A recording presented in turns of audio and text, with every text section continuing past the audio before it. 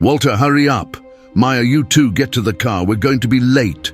The voice echoed across the mansion's driveway. Ethan Caldwell, 35 years old, walked quickly toward the car. The businessman, owner of one of the country's largest construction companies, adjusted the cuff of his dress shirt while glancing at the watch on his wrist. His black hair was perfectly combed, but tension lined his face. Maya Davis ran across the lawn, clutching her simple suitcase with both hands. At 27, she had never imagined that one day she'd be running to catch a private flight.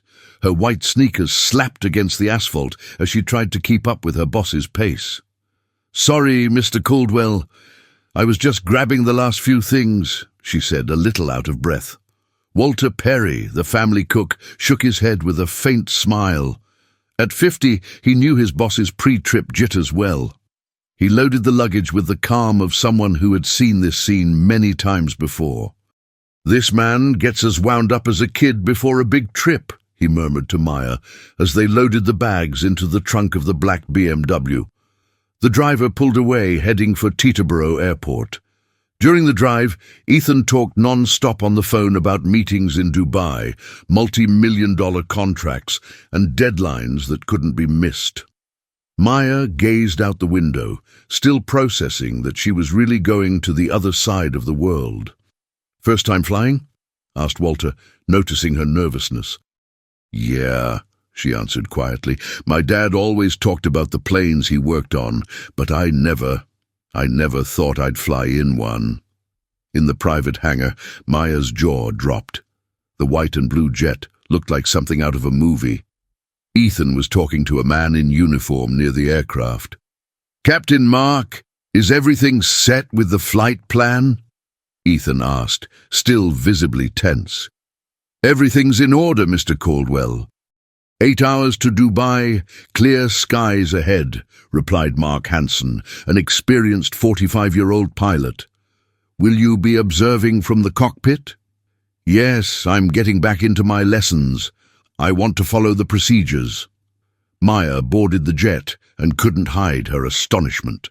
The beige leather seats, the polished wood tables, the luxurious decor. It was another world. She settled into a seat at the back of the aircraft, trying not to touch anything. Walter sat down next to her and whispered, "Relax, kiddo. It's just a bigger plane." As Captain Mark made the final preparations, Ethan settled into the co-pilot's seat. His hands trembled slightly as he picked up the headset. "Nervous, sir?" the pilot asked with an understanding smile. "A little. I always get this way." The takeoff was smooth. Maya pressed her face against the window, watching New York City shrink below. Her heart was pounding, but it was a mix of fear and wonder.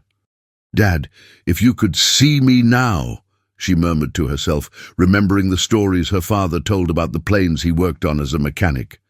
Captain Mark Hansen announced over the intercom, "Folks, everything's smooth up here. We're scheduled to arrive in Dubai at 3 p.m. local time. Enjoy the flight." Ethan Caldwell slowly began to relax.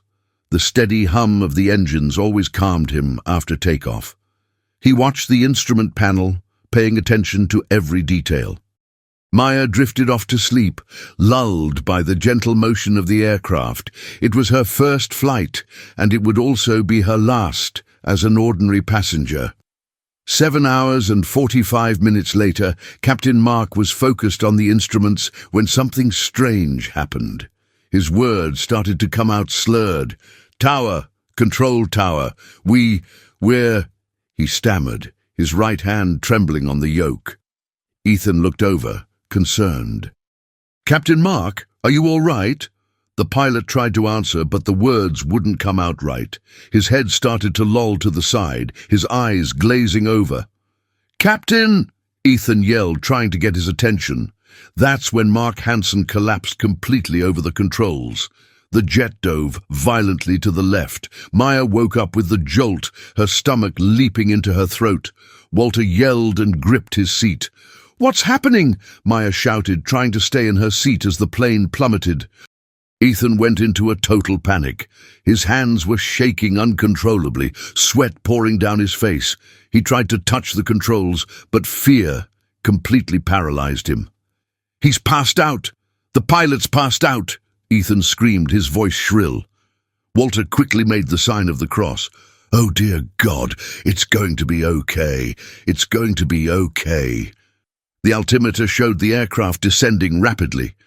30,000 feet, 29,000, 28,000. Maya looked into the cockpit and saw Ethan paralyzed, Captain Mark unconscious over the instruments. In that moment, something clicked in her mind.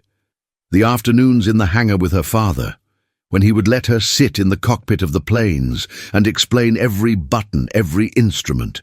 "The yoke, Maya. This one controls if the plane goes up or down, and this is the throttle." Her father's voice echoed in her memory like a prayer.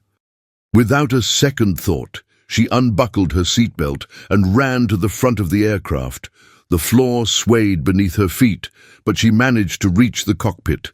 "Get out of the way!" she yelled at Ethan, who was frozen in the co-pilot's seat. She gently pushed Captain Mark to the side and took the pilot's seat. Her hands found the yoke instinctively, pulling it up with force. The jet responded slowly, the descent slowing until it stabilized. 25,000 feet, she read from the altimeter, her heart pounding like a drum. Ethan stared at her in total shock. You know how to fly?" "I don't," Maya replied, her hands firm on the yoke, "but my dad taught me the basics." She fumbled for the communication radio, remembering her father's explanations. She found the button and pressed it with a trembling finger. "Dubai Control Tower. I'm Maya. I'm flying the plane. The pilot has passed out and I need help landing." The voice that answered from the radio was calm and professional. "American aircraft. This is Dubai Control Tower. We've received your call. What is your flight experience?" Maya took a deep breath. "None. I've never flown before, but my father taught me about the instruments." "Understood. My name is Ahmad. I'm an air traffic controller. I'm going to help you step by step. First, tell me your current altitude." 25,000 feet, Maya replied, reading the instrument. "Perfect. Now tell me your speed." Ethan was still in shock, observing his housekeeper talking to the control tower as if she were an experienced pilot. Walter had stopped screaming and was now praying softly, looking at Maya with a mixture of fear and admiration. "Speed, 420 knots, Maya read from the panel. "Very good, Maya. You're doing great. Now we're going to reduce your speed gradually. See those buttons to your right? I need you to..." For 40 minutes, Ahmad guided Maya through every procedure, reducing speed, adjusting altitude, configuring for landing. Captain Hansen was unconscious, but breathing normally. "Runway in sight," Maya announced, seeing the lights of the Dubai airport appear on the horizon. "Perfect, Maya. Now comes the hard part. I'm going to guide you in for the landing." Maya's hands were sweating, but she kept a firm grip on the controls. The jet descended gradually, following the controller's precise instructions. 500 feet, 400, 300. Ethan gripped his seat, unable to believe what he was seeing. 200 feet, 100 feet. Now pull back on the yoke, gently. The jet touched the runway with a jolt, but it was a safe landing. Maya applied the brakes as Ahmad had instructed, and the aircraft came to a complete stop. For a few seconds, there was total silence in the cabin. "There," Maya said, her hands still shaking. "We made it." Walter was the first to speak. "Kiddo, you just saved everyone's life in here." Ahmad spoke over the radio. "Maya, you did an extraordinary job. The ambulance is already on its way for the pilot." Ethan finally managed to speak, his voice thick with emotion. "Maya, how did you—" "My father," she answered simply. "He always said that one day I would fly. I just never thought it would be like this." The ambulance sirens grew closer. Captain Mark began to regain consciousness, confused but alive. Maya looked out the window and saw the paramedics running toward the jet. She had just accomplished the impossible, saving 3 lives without ever having flown a plane before. The Dubai hospital had white marble corridors and the golden decor typical of Arab countries. Maya felt out of place, waiting for news about Captain Mark in the luxurious lobby.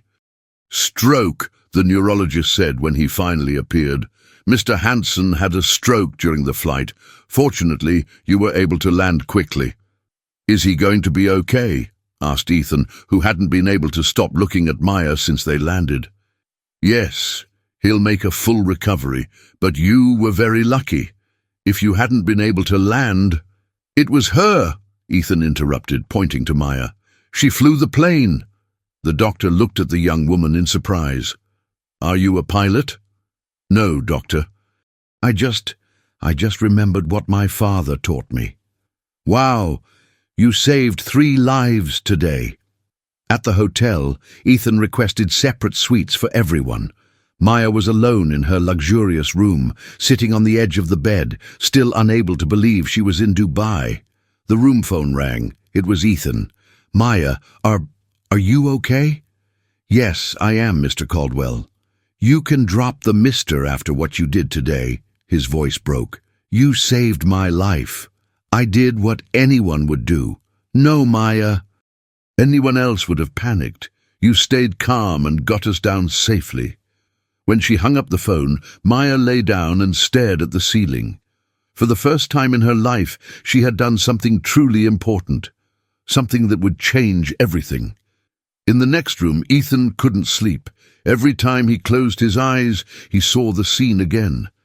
Maya taking the controls, her hands steady on the yoke, her calm voice talking to the control tower. He had traveled all over the world, met sophisticated and wealthy women, but he had never seen courage like that. On the 3rd day in Dubai, Captain Mark was discharged from the hospital. He went straight to the hotel to thank her in person. "Miss Davis," he said, holding her hands, "you brought me back to life. What you did, it was a miracle." "How are you feeling?" she asked, concerned. "Much better. The doctors said it was a mild stroke, but up in the air. If it weren't for you—" Ethan watched the conversation from a distance. There was something different in the way he looked at Maya now. She was no longer the shy housekeeper who worked in his home. She was the woman who had brought him back to life. But what Ethan didn't know yet was that other eyes were also watching. From across the hotel lobby, an elegant woman in a golden veil was following his every move. Zahira Saeed had arrived in Dubai that morning. Zahira Saeed stepped out of the white Rolls-Royce at the hotel entrance like a princess from an Arabian tale. At 25 years old, she had the typical beauty of Emirati women: golden skin, almond-shaped eyes lined with kohl, and an elegance that made every head turn. The daughter of Sheikh Khalil Saeed, one of the most powerful men in Dubai, Zahira was used to getting everything she wanted. And for 2 years, she had wanted to marry Ethan Caldwell. Not for love, for power. "Habibi," she said, hugging Ethan in the hotel lobby. The Arabic words slipped softly from her lips. "Are you all right? My father told me about the accident." "Zahira, I didn't expect to see you so soon," Ethan replied, returning the hug without much enthusiasm. "When I heard you almost died, I took the first flight out. Thanks to Allah, you're alive." Zahira looked around and saw Maya standing by the elevators, clearly uncomfortable with the scene. Maya was wearing simple clothes, jeans and a white blouse, a stark contrast to Zahira's designer dress and jewelry. "And this is?" Zahira asked with a smile that didn't reach her eyes. "Maya, she saved my life," Ethan said, and Zahira immediately noticed how his voice changed when he said her name. "Ah, the help." Zahira walked over to Maya and held out her hand with a forced smile. "Thank you for taking care of my fiancé." Maya shook her hand timidly. "It was just, I did what I had to do." "How humble," said Zahira, but her eyes analyzed every detail of Maya like a predator studying its prey. During dinner at the hotel restaurant, Zahira observed every interaction between Ethan and Maya. The way he sought her out with his gaze, how his face lit up when she spoke, how he leaned forward when she told him about her family in the United States. "Why is Maya having dinner with us?" Zahira asked when Maya went to the restroom. "She's part of the team," Ethan replied, "and after what happened, Ethan, Habibi, I know you're grateful, but she's an employee. There are proper ways to show gratitude." Ethan gave her a strange look. "What kind of ways?" "Money, a good amount, maybe a better job in the United States, but not this." Zahira gestured toward the restroom. "This what?" "You treat her as if she were our equal." When Maya returned, the tension at the table was palpable. Ethan was serious. Zahira was forcing a smile. Maya realized something was wrong, but she didn't know what. "Maya," Zahira said in the sweetest voice she could manage, "Ethan told me you've been working for him for how long?" "About a year. And your family back home. They must be worried about you being so far away." "My mother is, yes, but she understands it's for work." "Of course. And do you have a boyfriend? Do you plan on getting married?" Maya blushed slightly. "No, I don't have a boyfriend." Zahira smiled, but inside she felt a rage building. The woman was more beautiful than she had thought, and worse, she was genuine. Zahira knew a rival when she saw one. Later, in Ethan's room, Zahira got straight to the point. "I want you to send that girl back to the States tomorrow." "What? Why?" "Because it's not appropriate, Ethan. You're engaged. People will talk." "Talk about what? She saved my life." "And you've already thanked her. Now it's time for her to go back to where she belongs." Ethan looked at her with an expression Zahira had never seen before. Disappointment. "Zahira, sometimes you surprise me, and not in a good way." She tried a different approach, moving closer to him. "Habibi, I don't want to fight. I just want to protect our relationship. Don't you see the way you look at her?" "What do you mean?" "The way a man looks at a woman he desires." Ethan was silent for a moment. Could it be true? Was he really looking at Maya differently? "That's nonsense," he finally said, but his voice didn't sound convincing, not even to himself. Zahira smiled. She had planted the seed of doubt. Now it was just a matter of time for it to grow. That night, she called her father. "Baba, I need you to investigate an American woman, name Maya Davis. She works for Ethan. I want to know everything about her." "Why, Habibti?" "Because she's messing with my plans. And you know how much I hate it when someone messes with my plans." On the other end of the line, the sheikh sighed. He knew his daughter well enough to know that when Zahira decided to destroy someone, she wouldn't stop until she succeeded. "Be careful, Zahira. Ethan is a good man. Don't lose him over jealousy." "I'm not going to lose anything, Baba. I'm just going to clear the way." When she hung up the phone, Zahira looked at herself in the mirror.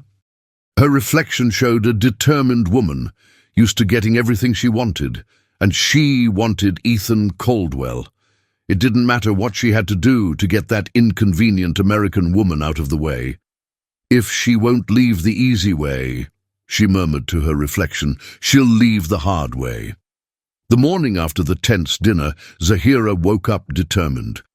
During the night, she had come up with a plan to get rid of Maya once and for all.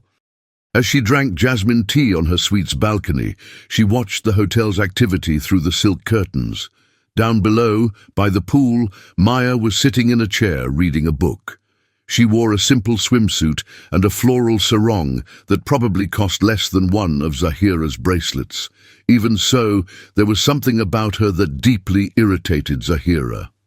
Zahira picked up her phone and called her father. "Baba, I need an urgent favor." What is it now, Zahira?" The sheikh's voice sounded tired on the other end of the line.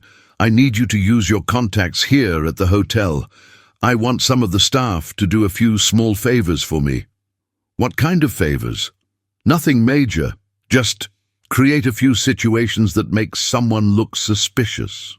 The sheikh sighed. He knew his daughter well enough to know that when she wanted to get rid of someone, she usually succeeded. "Zahira, don't do anything that could compromise us." "Relax, Baba. It will all be very subtle." After hanging up, she went down to the pool area. She approached Maya with a smile that didn't reach her eyes.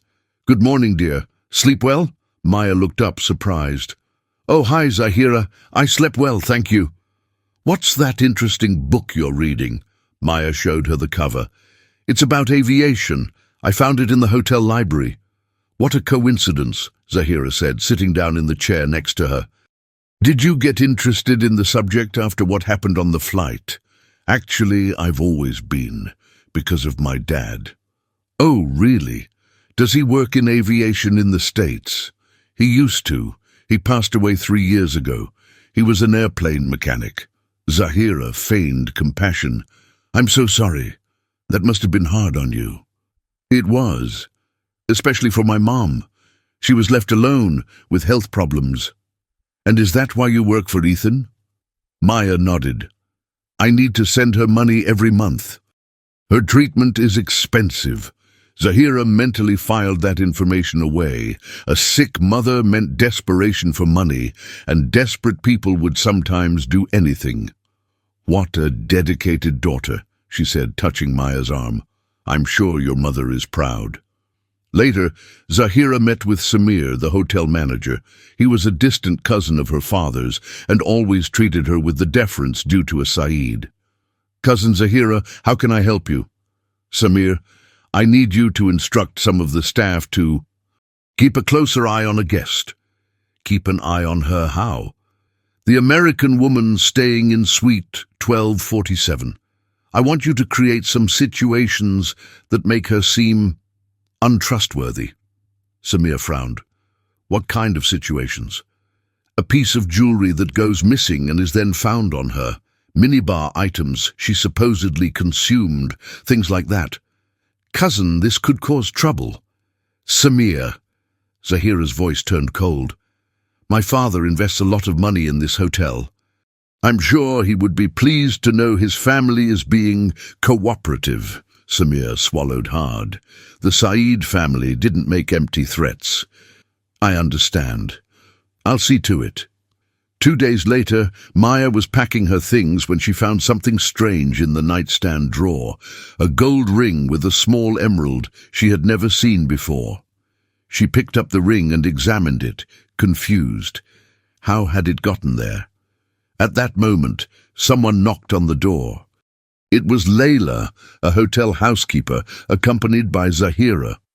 "Sorry to bother you," Layla said. "A guest lost a ring, and we think it might have ended up in here by mistake." Maya looked at the ring in her hand, and then at Zahira, who had a perfectly rehearsed expression of surprise. "Wow, this ring. It looks like the one Mrs. Saeed lost yesterday," said Layla. "It really does," Zahira agreed, taking the ring from Maya's hands. "Where did you find it?" "In the nightstand drawer," Maya replied, confused. "But I don't know how." "That's strange," Zahira said, frowning. "Mrs. Saeed swears she lost it by the pool." Layla looked suspiciously at Maya.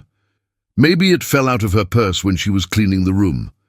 "I don't clean the guests' rooms," said Maya, starting to get nervous. "I don't even go into the other rooms." "Of course not," Zahira said quickly. "It must have been some misunderstanding. I'll explain to Mrs. Khalil that it was all a mistake." When they left, Maya stood in the middle of the room, her heart pounding. There was something very wrong with the situation, but she couldn't figure out what.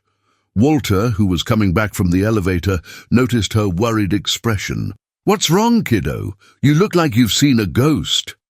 "Walter, can I ask you something? Do you think someone could get into our room when we're not here?" "Why are you asking that?" Maya told him about the ring. Walter listened intently, his expression growing more and more serious. "Kiddo, this doesn't feel right. Someone planted that piece of jewelry there. But who would do that, and why? I don't know who, but I know why. They want to hurt you. The next afternoon, another incident happened.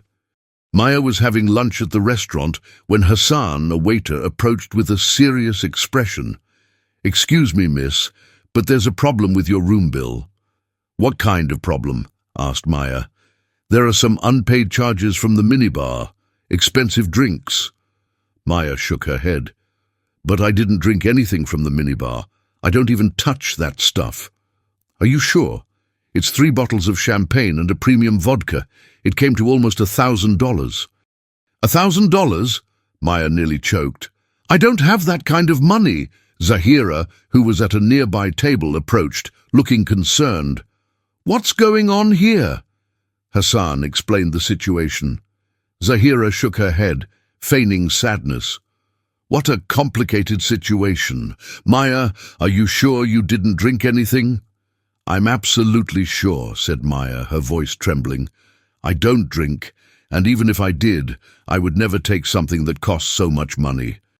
"Let me see if I can sort this out," said Zahira, calling over the hotel manager. After a conversation in Arabic that Maya didn't understand, Zahira returned. "I managed to convince them to review the cameras. If it was really a mistake, they'll cancel the charge." "Thank you," said Maya, relieved. "You're welcome, but you need to be careful. Sometimes these situations can turn into serious problems if they aren't cleared up." Walter, who had been watching the whole scene from a distance, approached Maya as Zahira walked away. "Kiddo, you're being set up." "What do you mean?" "First the ring, now this. Someone's out to get you, and I have a suspicion who it is." "Who?" Walter glanced in the direction Zahira had gone. "The little Arab princess. She doesn't like you, and from the way she looks at the boss when you're around."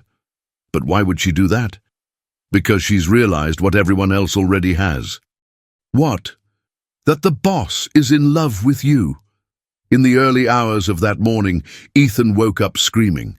The nightmare was always the same, the plane crashing, Captain Hansen unconscious, and him paralyzed as everyone died. But this time, in the dream, Maya wasn't there to save them. He got out of bed, sweating and trembling, his heart racing. He looked at the clock. 3 in the morning. He wouldn't be able to get back to sleep. He put on a robe and went out to the balcony. Dubai glittered below, but he barely noticed the city's beauty. His mind was filled with images of the crash. That's when he heard a soft noise coming from the next balcony. It was Maya, also awake, staring at the horizon. "Can't sleep either?" he asked. She glanced over, surprised. "Oh, sorry, I didn't mean to bother you." "You're not bothering me. I've been up for an hour." "Nightmare?" Ethan nodded. "What about you? Why are you awake?" "I keep thinking about the strange things that have been happening. The ring, the minibar. Walter thinks someone is trying to hurt me." Ethan frowned. "Walter said that. Why does he think so?" "Because it's too much of a coincidence, right? 2 strange situations in 2 days. Do you have any idea who could be doing this?" "Walter has a theory, but I don't know if I should say." "You can tell me. I trust you." Maya hesitated. "He thinks it's Zahira." Ethan was silent for a moment. The suspicion was unpleasant, but not impossible. He had known Zahira for 2 years and knew she could be vindictive when crossed. "Want to go down for a drink? There's a coffee shop that's open all night. Won't I be bothering you?"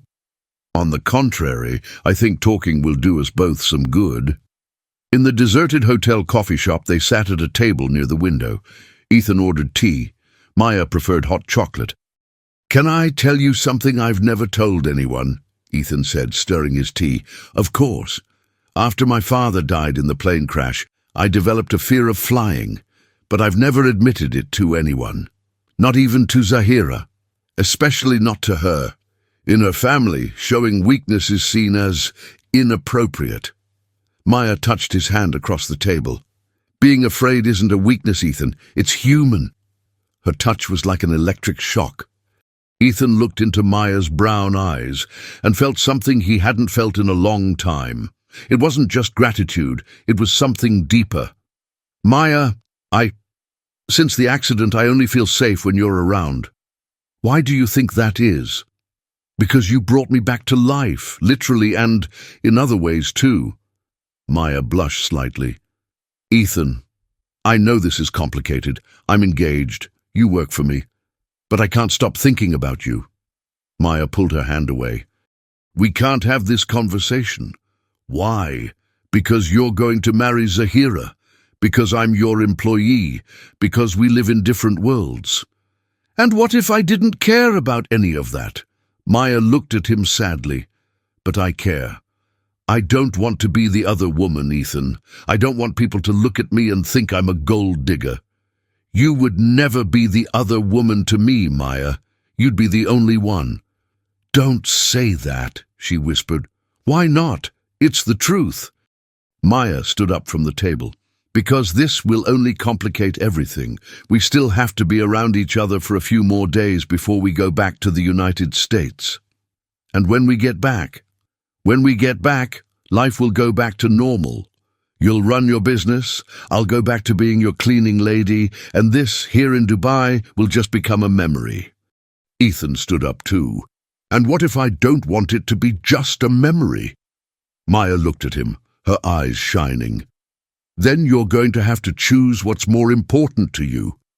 She left the coffee shop, leaving Ethan alone with his thoughts.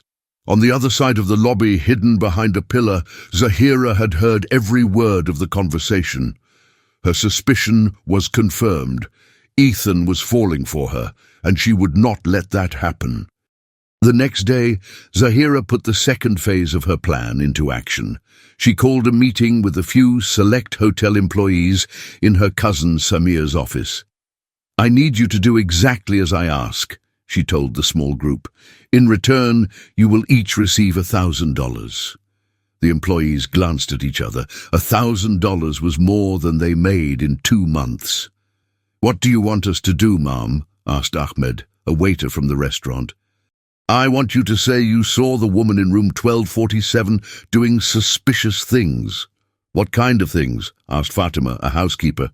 Ahmad, you're going to say you saw her talking to strange men in the parking lot, talking about the plane crash.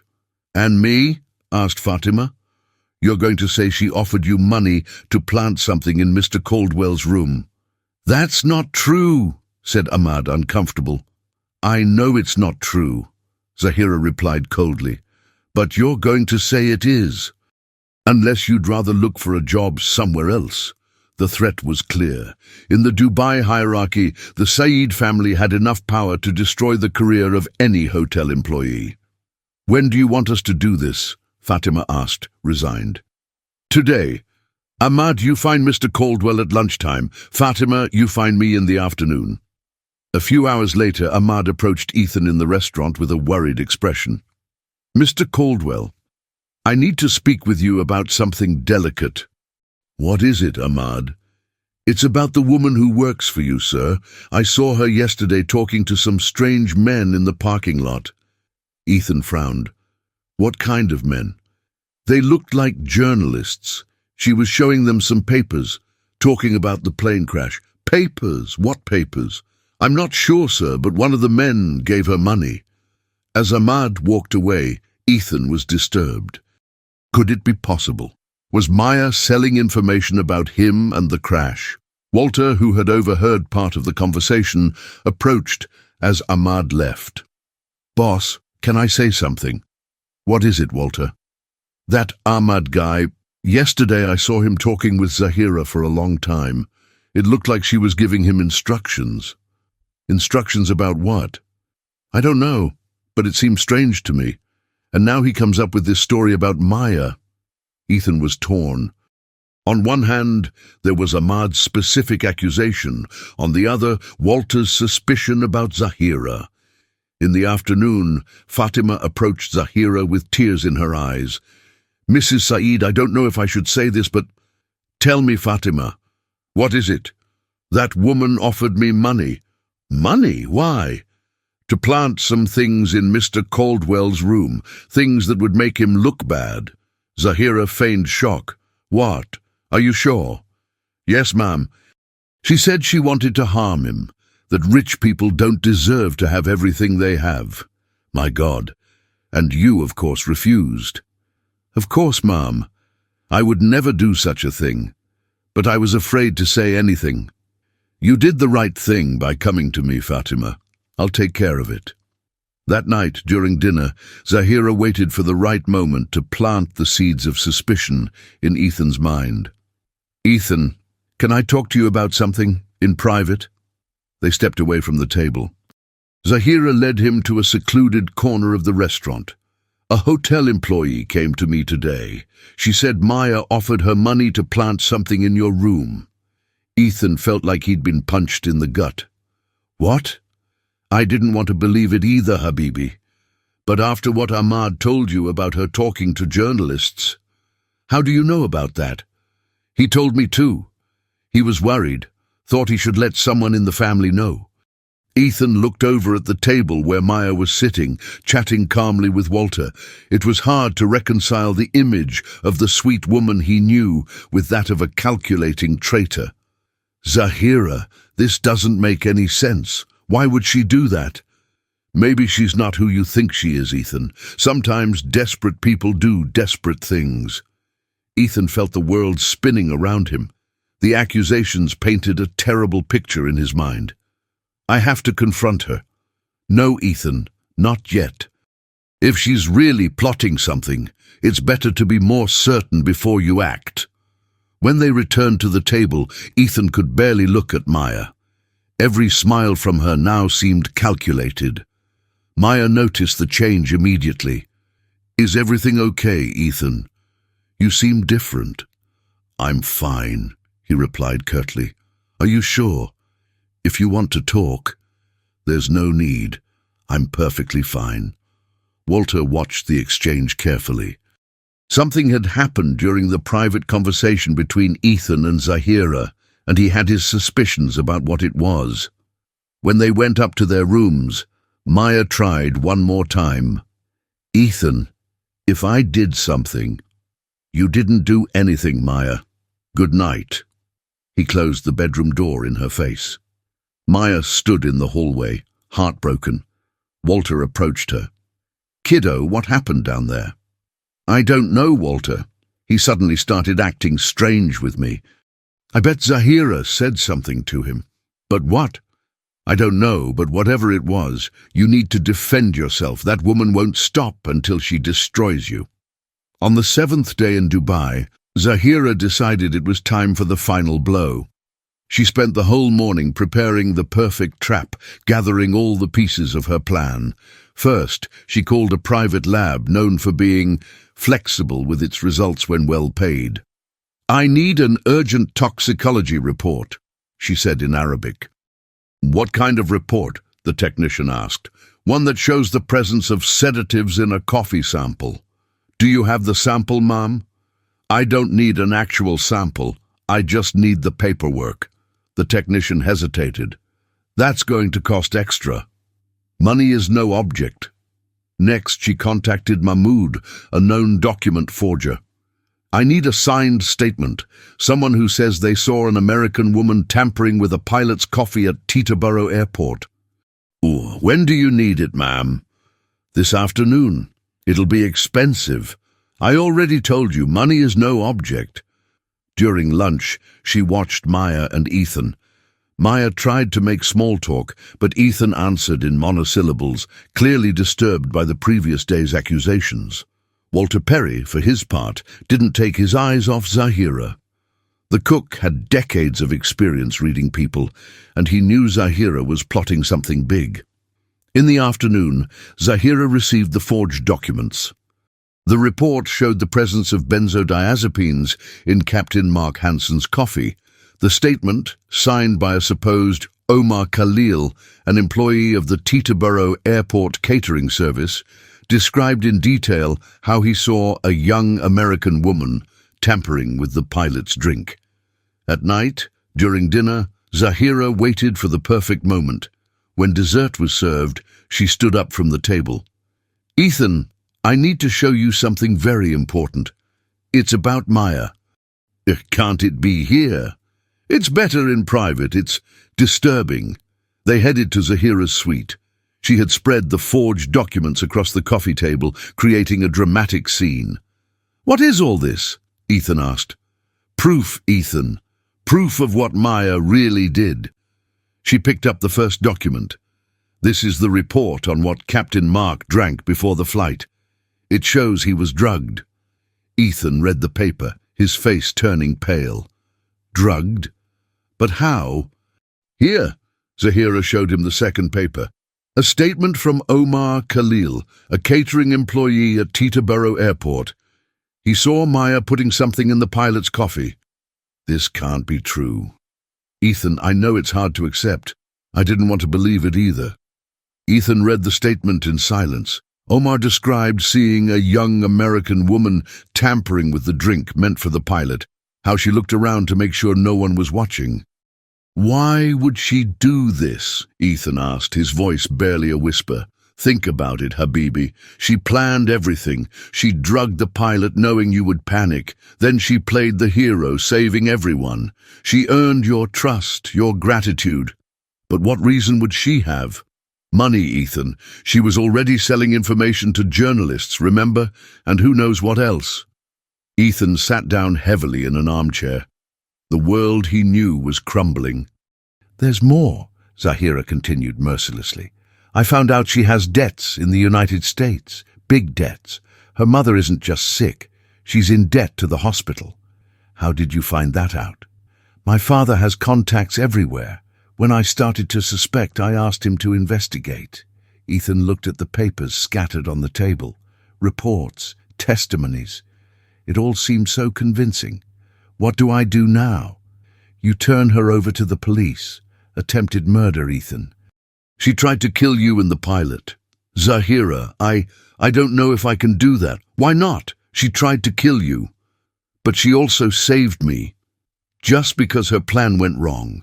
If you had died, she'd be the tragic heroine who lost her boss. Imagine the commotion, the money she'd get from interviews." Ethan closed his eyes, trying to process it all.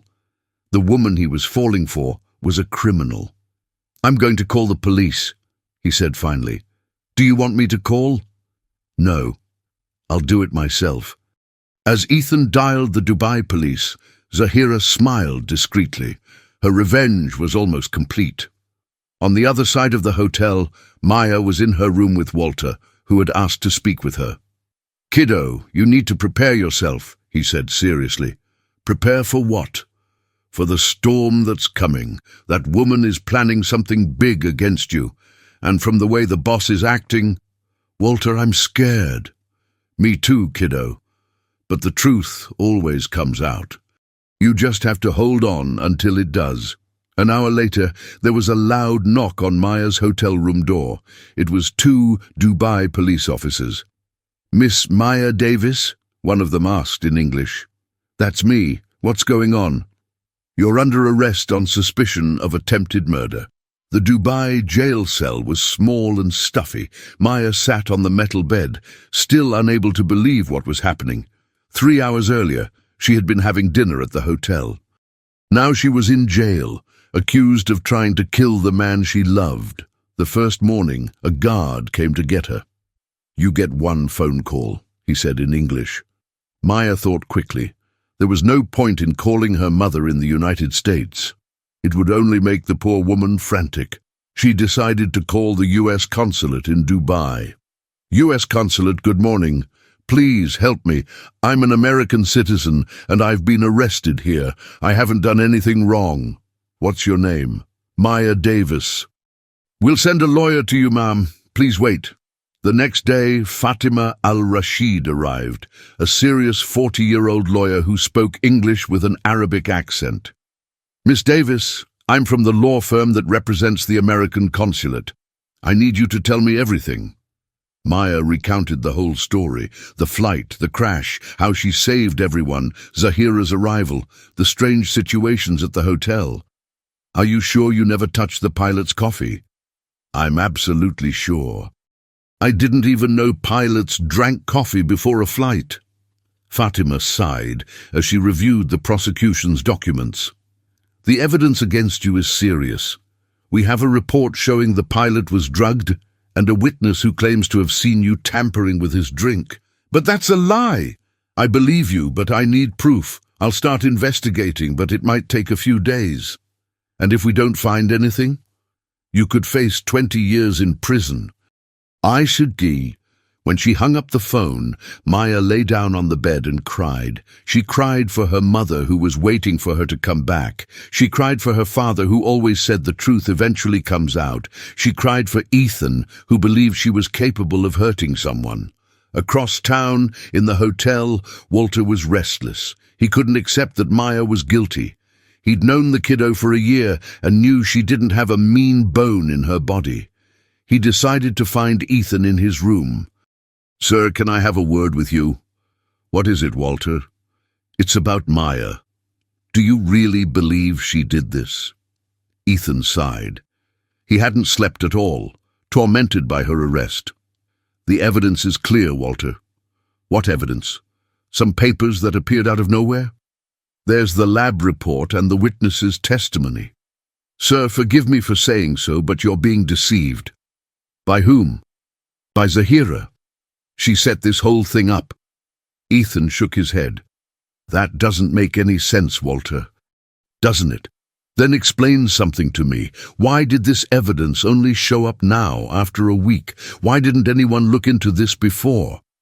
Ethan was silent. Walter's question made sense. "And another thing," Walter continued. "I saw Zahira talking to several hotel employees, always offering money, always whispering." "Walter." "Sir, I know Maya. She wouldn't hurt a fly. If you don't do anything, you'll regret it for the rest of your life." For the next 3 days, Walter couldn't sit still. He knew Maya was innocent, but he needed proof. He decided to look for her lawyer at the hotel. "Ms. Fatima, may I speak with you?" "Of course, and you are—" "Walter, Mr. Caldwell's cook. I've worked with Maya for a year. And what do you have to tell me?" "That she's innocent, and I know who framed her." The lawyer listened to him intently. Walter Perry told her about Zahira's strange behavior, the conversations with employees, the money she was offering. "Interesting," Fatima said. "I was finding this evidence a little too convenient. Would you be willing to help me investigate?"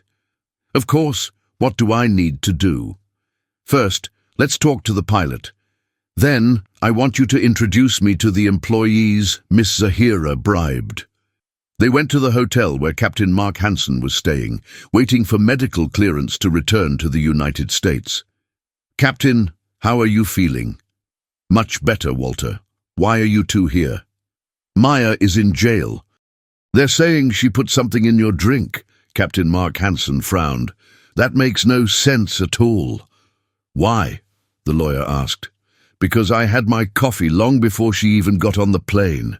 It was in the pilot's lounge at Teterboro Airport." "Are you sure?" "Absolutely. In fact, I remember the coffee tasted strange, a bit bitter. I thought it was old coffee." "And when did Miss Davis arrive?"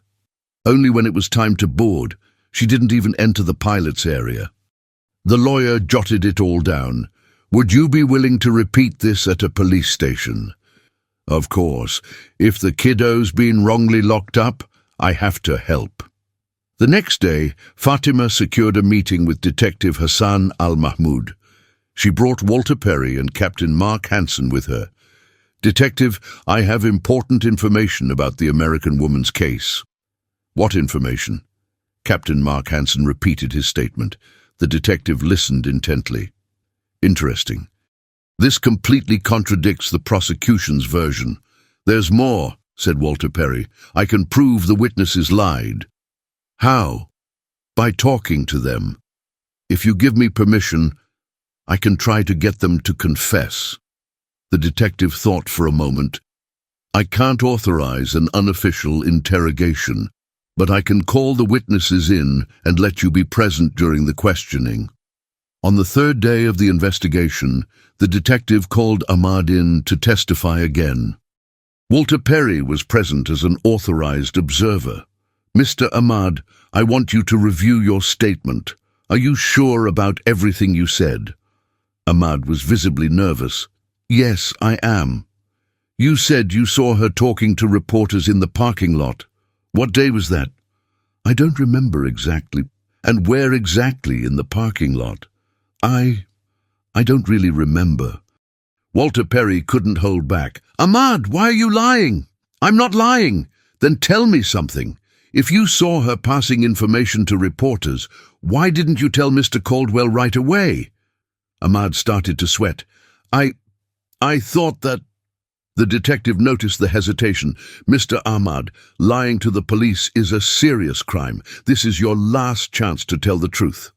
The waiter looked around, desperate. All right, I lied. Ms. Saeed paid me to say that. How much did she pay you? $1,000. She said if I didn't say what she wanted, she'd make me lose my job. And what did she want you to say?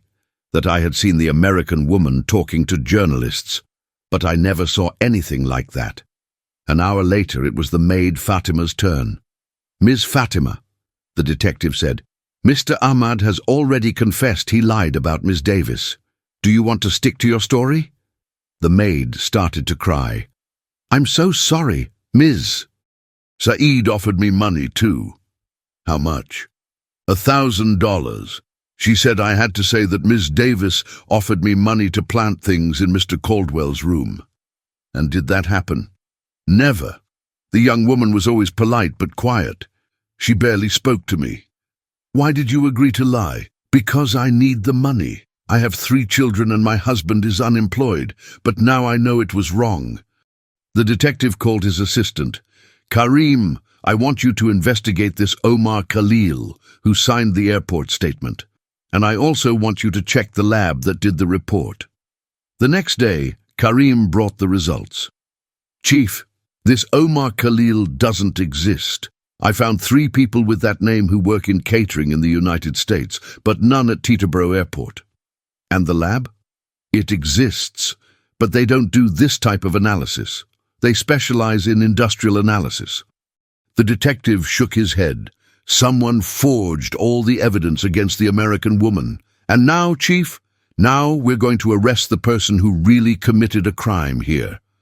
As the investigation unfolded, Zahira was in her hotel suite, thinking she had won. She had no idea that her web of lies was falling apart. She called her father to celebrate. Baba, I managed to solve the problem with the American woman. What do you mean, Zahira? She was arrested. They found out she'd tried to poison Ethan's pilot. There was a long silence on the other end of the line. Zahira, swear to me you didn't make this story up. Of course not, Baba. I just used the contacts you taught me to use. Daughter, if you forged evidence, I didn't forge anything. I just paid some people to tell what they saw. The sheikh sighed. He knew his daughter and knew exactly what she was capable of. Zahira, if this is a lie, our family is going to have serious problems. Relax, Baba. Everything's under control. But it wasn't. 2 hours later, Samir called her, desperate. Cousin Zahira, we have a big problem. What problem? The police came here. Ahmed and Fatima confessed that you paid them to lie. Zahira felt her world collapse. They said what? Everything, cousin, that you gave them money, that you threatened to fire them, everything. And now? Now the police want to talk to you. Zahira hung up the phone, her hands trembling. She tried to call her father, but he didn't answer. She tried to call the family lawyer, but couldn't get through either. Half an hour later, there was a knock on her suite door. Ms. Zahira Saeed? A voice asked in Arabic. Yes, that's me.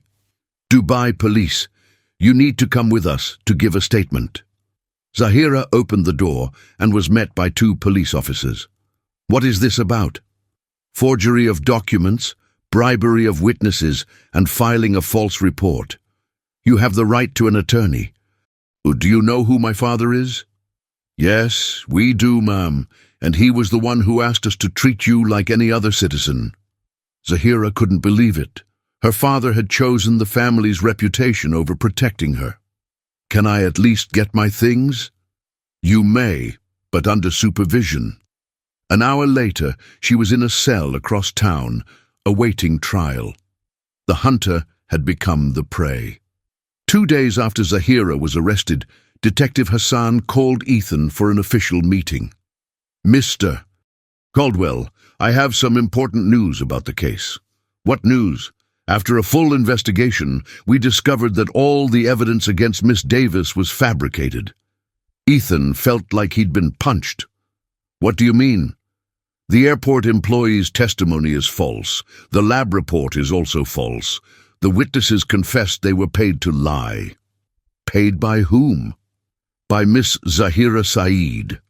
She is being held in custody while awaiting trial." Ethan sat down heavily. "Does that mean that Miss Davis is completely innocent? She will be released today, after we complete the paperwork. And Zahira, she will face charges for document forgery, bribing witnesses, and filing a false report. These are serious crimes here in the Emirates. She could get 10 to 15 years. Ethan buried his face in his hands. He had condemned the woman he loved and defended the woman who deceived him. "Can I speak with Maya when she's released?" "You can, but it'll have to be in the visitation room with supervision. Those are the rules." 3 hours later, Maya was called out of her cell. In the prison's visitation room, she found Ethan waiting, accompanied by a police officer. "Hi," he said softly. "Hi," she replied, but didn't get any closer. "Maya, I'm sorry. I'm so sorry." "Sorry for what?" "For believing I was capable of trying to kill you. I was deceived." The evidence seemed real. The evidence? Or did you want to believe it? The question hurt because there was some truth to it. "Maya, when I found out you might have betrayed me, I was desperate because I'm in love with you. And that's why you turned me into the police." Ethan didn't know what to say. Maya continued, her voice choked with emotion. "You know what the worst part was? It wasn't being locked up. It was knowing the person I loved didn't trust me. Maya, I'm in love with you too, Ethan, but love without trust isn't love, it's dependency. How can I earn back your trust?" Maya looked at him for a long moment, torn between the love she felt and the hurt she carried. "I don't know if you can, at least not right now. And in the future? The future? We'll have to figure that out." Just then, Walter appeared at the living room door with a huge smile. "Kiddo, come here and give me a hug." Maya ran and threw herself into his arms. "Walter, you're the one who figured it all out, weren't you?" "Me and Dr. Fatima. I knew you were innocent." "How were you so sure?" "Because I know you, kiddo. I know your heart." Maya looked over at Ethan, who remained standing, watching. "Walter, I want to leave. I want to go back to the United States." "Are you sure?" "I am. There's nothing left for me here."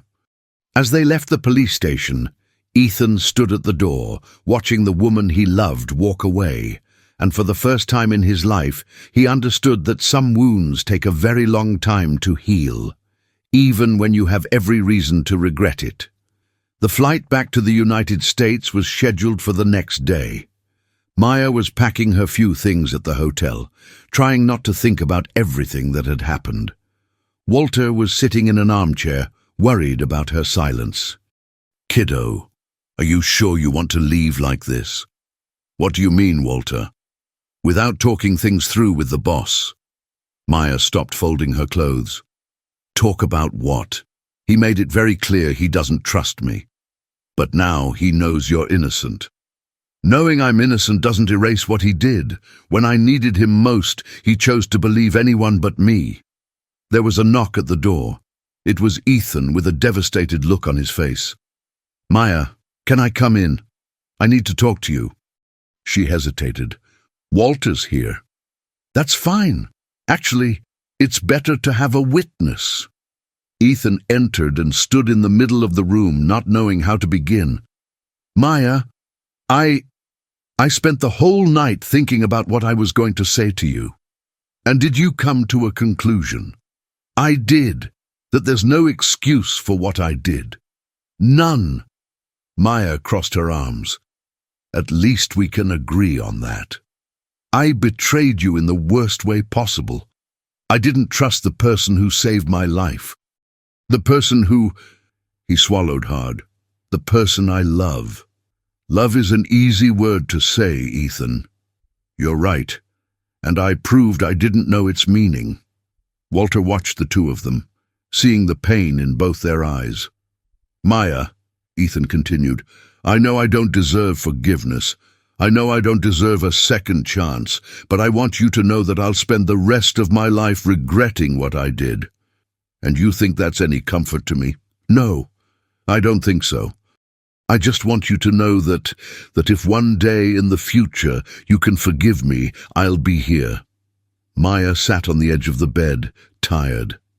Ethan, you hurt a part of me I didn't even know existed. I know. When I was in that cell, alone, far from home, the only thing that gave me strength was remembering your smile, the way you looked at me. Tears started to stream down her face. And then I'd remember that it was you who put me there. The person I loved had chosen to destroy me. Ethan knelt in front of her. Maya, if I could go back in time. But you can't. And I can't pretend this didn't happen. So is that it? Are we over? Maya looked at him for a long moment. I don't know, Ethan. I just know I need to go home. I need to get away from all of this for a while. And after that? After that, we'll see. Walter stood up. I'll leave you two to talk alone. And he left the room. Maya, Ethan said, his voice breaking, I'll do anything to deserve a second chance, even if it takes years. Don't do it for me. Do it for yourself. Why? Because if you only change to win me back, you'll go right back to being the same man you were at the first sign of trouble. 6 months had passed since Maya returned to the United States. She was working for a cleaning company in New York City and had started a piloting course at night, a dream she finally decided to pursue, even if it took years to graduate. Her mother, Sharon, noticed her daughter carried a different kind of sadness. Maya, aren't you going to tell me what really happened on that trip? I already told you, Mum. I helped land the plane, that's all. And the rest? Why did you leave that good job? Why are you always so down? Maya sighed. She hadn't told her mother about the arrest or about Ethan. It just got complicated, Mom. Honey, a mother's not a fool. I know when it's about a man. He hurt me, Mom, but he also taught me something good. And where is he now? Around somewhere, far away, I hope. But Ethan wasn't far. He had returned to the United States 2 weeks after she did and had been fighting his own demons ever since. The first few months were terrible. Panic attacks, insomnia, and the certainty that he had lost the only person who truly mattered. Walter was still working for him, acting as his link to news about Maya. How is she, Walter? Working hard. She started taking flying lessons at night. Flying lessons? On her own? On her own. Said she never wants to depend on anyone again. Ethan felt a stab in his chest. He was the reason for her distrust. And does she talk about me? No. But sometimes she just stares into space, looking like she's remembering something sad. In those first few months, Ethan tried everything. He sent money, which she returned, offered her a better job, which she refused, and even tried to pay for her flight school. She said she'd rather die than accept. It was Walter who put him in his place. Sir, with all due respect, you're going about this all wrong. What do you mean? You still think money solves everything. Maya doesn't want your money. She wants you to prove you've really changed. How? Ah, sir, that's something you have to figure out for yourself. It was then that Ethan began to seriously question himself. Who was he really? What had he learned from all of this? He started going to therapy, something he never imagined he would do. The therapist helped him understand that his fear of flying was tied to his fear of losing control, and that his distrust of Maya came from the same place. He couldn't accept that someone would do something good without wanting something in return. Gradually, Ethan started doing volunteer work. First at a public school, telling stories about aviation to underprivileged children. It was hard at first. He didn't know how to talk to them. But he gradually learned that those little eyes, shining with curiosity, were more valuable than any million-dollar deal. "Why do you do this?" asked an 8-year-old girl. "Because someone very special taught me that everyone deserves to dream." "And where is this person?" "Far away, because I was stupid and I hurt her." "And can't you apologize?" "I already have. But sometimes sorry isn't enough." He also started taking flying lessons again. It was hell. His hands would sweat, his heart would race, but he persisted. Every flight was a battle against panic, but also a way to honor the courage Maya had shown. A year and a half later, he learned from Walter that Maya was finishing flight school. "She sure did, sir.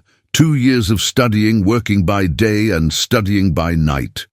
Alone, all by herself, paid for everything with her own hard work." Ethan felt proud and sad at the same time. Proud because she had achieved her dream. Sad because he wasn't there to see it. "Walter, do you think that one day she might forgive me?" "I don't know, sir.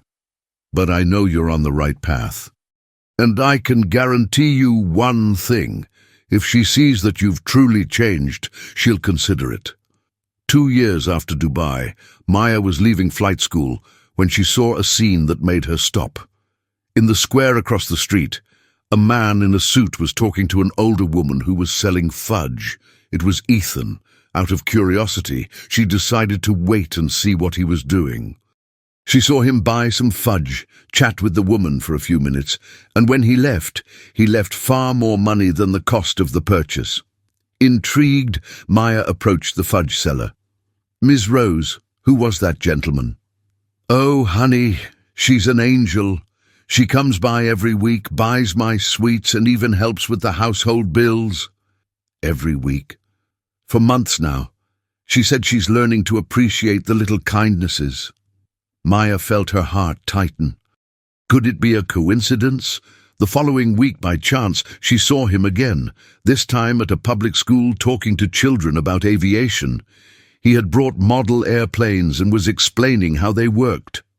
"Who here has ever flown in a plane?" he asked. Few hands went up. "Then you'll be the first in your families to achieve this dream. You know why? Because you're going to study and get anything you want." A little boy raised his hand. "Sir, are you afraid of flying?" Ethan smiled. "Yes, I am. But a very brave person taught me that fear and courage can exist at the same time." Maya watched from a distance, her heart aching. Was he talking about her? A month later, she learned from Walter that Ethan had gotten his pilot's license. "Did he get over his fear?" she asked, trying to sound uninterested. "He didn't. Said he still shakes every time he gets on a plane, but he flies anyway." "And why does he do that?" "Said he wants to prove to himself that you can be brave even when you're scared." Maya was lost in thought. Had Ethan really changed? 10 months after Dubai, Maya was on her way back from her flight school graduation when she bumped into someone at the subway station. "I'm sorry, She looked up and found herself face to face with Ethan. "Maya." "Hi," she said, not knowing how to react. He looked different. Thinner, with a few tired lines on his face, but also with something new in his eyes, a calmness that wasn't there before. How have you been?" "Good. I graduated from flight school today." His face lit up. "Really? Congratulations! You made your dream come true." "I did." They stood there in the middle of the bustling station, not knowing what to say. "Walter told me you're doing volunteer work." Ethan blushed. "Yeah, something like that." "And that you got your pilot's license." "I did. I'm still scared, but I learned that's okay." "And who taught you that?" "A very wise woman I once knew." They looked at each other in silence. There was so much to say, but at the same time nothing that could fix the past. Maya, can I ask you something? What is it? Come have a coffee with me? Just one coffee. There's something I want to show you. She hesitated. Ethan, please. 15 minutes. If you want me to disappear from your life after that, I promise I'll respect it. Against her better judgment, Maya agreed. They went to a small nearby coffee shop. Ethan took a folder from his car and showed it to her. What is this? A project I'm developing. It's called Wings of Hope. Maya flipped through the papers. It was a social project to bring aviation education and activities to public schools in small towns. You did this? With the help of a few people. The idea is to use a small plane to visit places where kids don't even dream they could fly one day. I started small, just me and a volunteer, but it's growing. And how did you fund it? I sold a few things, got a loan. Nothing too fancy yet, but it's a start. And why are you showing me this? Ethan took a deep breath. Because I wanted to know if you'd be willing to be our chief pilot. Maya nearly choked on her coffee. What? It's a real job with a fair salary. You'd be in charge of flight operations, choose the routes, train other pilots. Ethan, before you say no, let me explain. This isn't charity or a favor. It's because you're the best person I know for this role. You understand what it means to give people hope. Maya looked at the papers again. And if I accept, then we'd work together. As colleagues, as friends, if you'd like. What if I don't want to just be your friend? Ethan's heart stopped. What do you mean? What if I still love you, but I still can't fully trust you?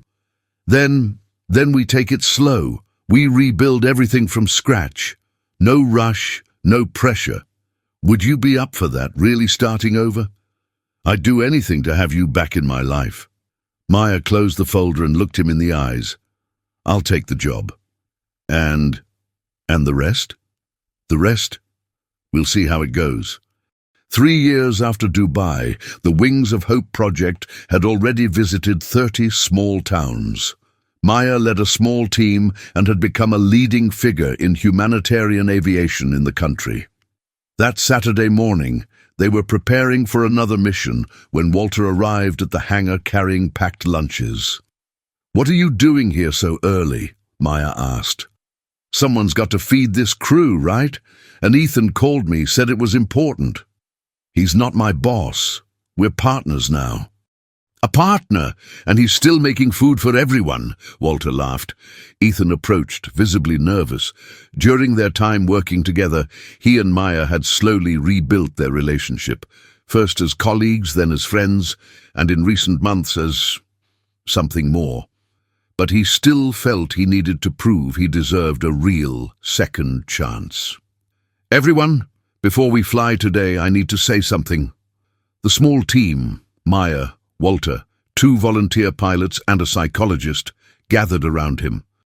As you know, a few months ago, Maya and I reconnected. Reconnected? Laughed Marina, the psychologist. Everyone here knows you two are dating. That's what I want to talk about, said Ethan, growing more nervous. He turned to Maya, who looked completely confused. Maya, when I met you, you saved my life, not just on the plane, but in every way. Ethan, what are you up to? I'm doing what I should have done a long time ago, but the right way this time. He knelt right there, in front of everyone, and pulled a small box from his pocket. Maya Davis, will you marry me? The hangar fell silent. Maya looked at him, at the simple but beautiful ring, at the crew watching expectantly. Are you sure? You won't change your mind if someone makes up stories about me. Never again. I've learned that the only opinion that matters is yours. And what if there's a problem? What if we fight? Then we'll talk. Like adults. Like people who truly love each other. Maya smiled with tears in her eyes. Took you long enough to learn, huh? Is that a yes? It's a yes. The crew erupted in cheers and applause. Walter Perry was crying with emotion. Ethan Caldwell placed the ring on her finger and kissed her. Now you're officially a couple. Marina said. We already were, Maya replied. Only now it's forever. 2 hours later, they were flying over the Hudson Valley on their way to a rural school. Ethan in the co-pilot seat, Maya at the controls. Nervous? She asked. A little, but with you by my side, I'd fly to the end of the world. Good, because our next project is in Alaska. Alaska? Are you trying to scare me to death? No, I'm trying to show you that we can get anywhere together. They flew in silence for a few minutes, watching the green landscape below. Maya. Yes? Thank you for giving me a second chance. I didn't give you a second chance, Ethan. You earned a second chance. What's the difference? The difference is that now I know you deserve it, and you know it too. The plane cut through the blue sky, carrying two people who had learned that true love isn't the kind that never faces turbulence. It's the kind that, even when shaken, learns to fly stronger. Down below, in a small school, 30 children were waiting to hear stories about how it's possible to fly. And up above, 2 hearts had finally found their way. Did you like this story? Do you think Zahira got what she deserved? Do you think Maya did the right thing by giving Ethan a second chance? Let me know in the comments. Until the next story.